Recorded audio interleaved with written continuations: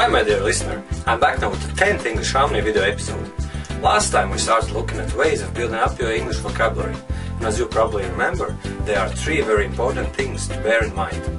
First of all, English vocabulary has to be acquired through context. Secondly, your native language has to be eliminated from the process. And thirdly, you shouldn't learn different meanings of the same word at once. We looked at the first aspect in the last episode.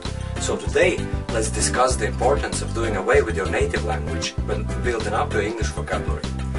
For as long as I remember myself studying different languages at school, Russian, German, English, there was only one approach to learning new words.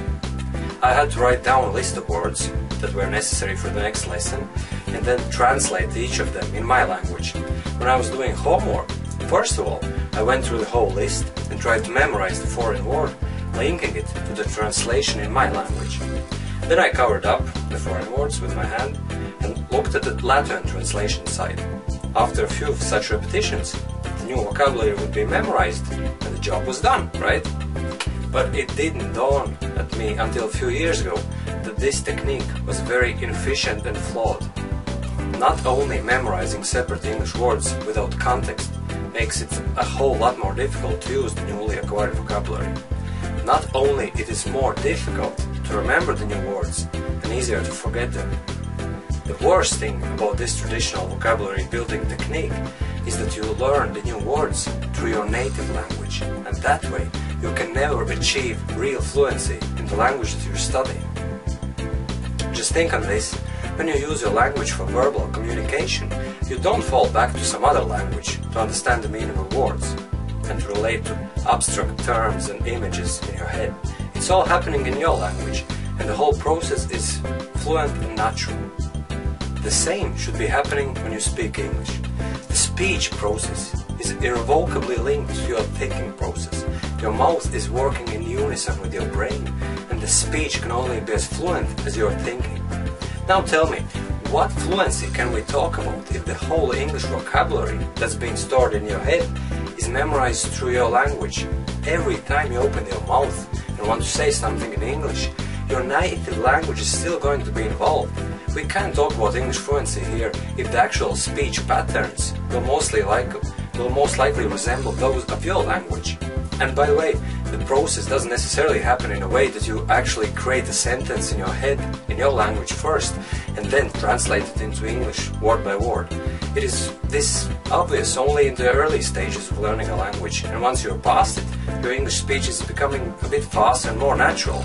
But what you don't realize is that you still use your native language in the background.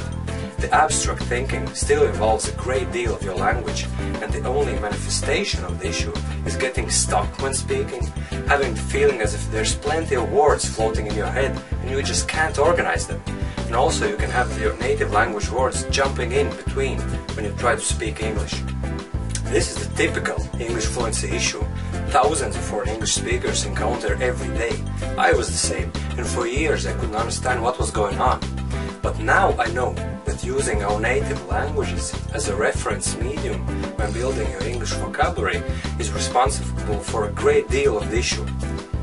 So if you are one of those building English vocabulary the old way, stop doing it right now. From this moment and on, use only English to describe new English words you come across. And here's the interesting part of the process. Remember, last time we spoke about the importance of putting every new English word in a sentence in your dictionary, so that you can see how it's actually used. Well, doing away with your language is directly linked with the previous. Just think on this. When the new English word stands as part of a word chunk or a sentence, you can already kind of half guess its meaning. So that factor alone kind of makes using your own language unnecessary. And when you explain that word combination or sentence using English words that you're already familiar with, your language loses its role completely. This way, you can gradually get rid of the habit of translating from your own language, and the English speech patterns will gradually replace your language ones over time. But now I'll show you a practical example of how you should use this approach when building up your English vocabulary. Let's say you heard the following. Police scour latest evidence. The word that is new for you is scour. What would you do if you follow the traditional method of learning a new word? Yes, you'd put it down in your dictionary to scour and translate it into your language. But can you see the stupidity of it now? A word never stands on its own, so why would you need to break the natural flow of English language and separate the word scour from the context?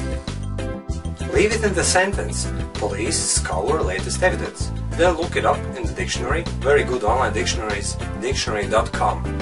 As you can see, it's got plenty of meanings, and now you have to find the right one for this context. So here's the right one, to search through or over thoroughly.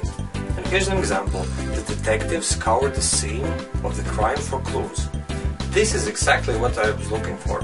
So when they say police scour latest evidence, it actually means police examine latest evidence very closely. So that's how you should explain the new phrase in your dictionary and memorize the new word scour in this context by repeating the phrase police scour latest evidence. Police scour latest evidence.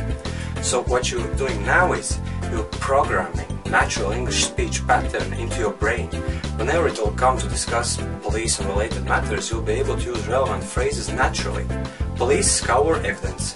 Police scour the crime scene. Detective is scouring the crime scene. Bear in mind that by memorizing one phrase, you're not limiting yourself just to that single phrase, police scour latest evidence. It's just a blueprint for similar phrases and sentences, and it's so much easier to speak English when your mind is pre-programmed this way. On a finishing note, just think of what would happen if you memorize the word to scour just on its own, with the translation in your language. Would you ever know when and how to use it? Most likely you'd never use the word at all, and even if you did, there's a high chance that you'd put into the wrong context, resulting in unnatural speech. So start implementing this approach when learning new English words, and I guarantee you, your English will become more fluent faster than you thought possible. Okay, that's it for today, my friend. I'll see you next week to tell you about the third important aspect of building our English vocabulary, not memorizing a number of different meanings of the same word at once. Thanks for watching, and see you next week!